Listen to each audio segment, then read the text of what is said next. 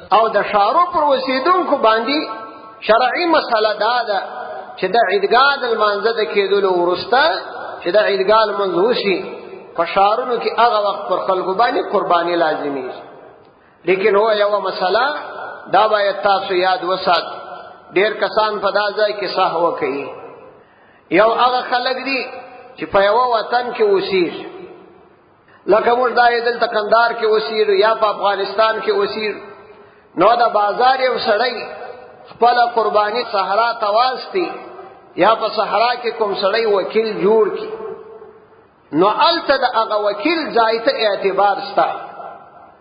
دا وکیل چې په کوم ځای کې اوسېږي دا وکیل وځای ته اعتبار ستا که په صحرا کې وو نو د سپېدو د چاودلو وروسته د قرباني کولای شي ولو که دغه موکیل دا ورستونکي کسې په ښار کې اوسېږي خو که د صحرا سړی بیا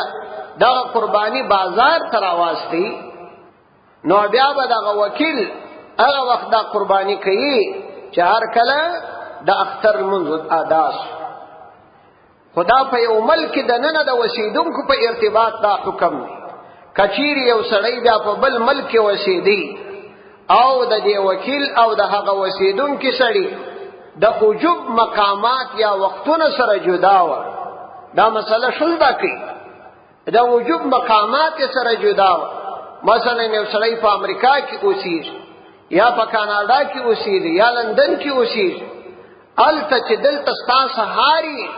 پر هغه خلکو باندې شپه ده د هغه د طرفه څخه به تر هغه وخت قرباني نه کوي تر څو چې پر هغه باندې سهار سوی نه ځکه پر هغه باندې وجوب نه دی راغلی تر څو چې یو شی پر هغه سړی واجب سوی نه ته دا هغه د طرفه څخه نشي کول او د قرباني د وجوب د لپاره شرط دادی چې سپېدې به پر سړی باندې راچاودي اوس کله یو څوک وکیل ټاکم چې ما د طرفه ته قرباني وکړه دا هغه وخت چې یو واری خو پر ما واجب شي که پر ما واجب سوی نه او تا قرباني وکړه دا اعتبار نه لري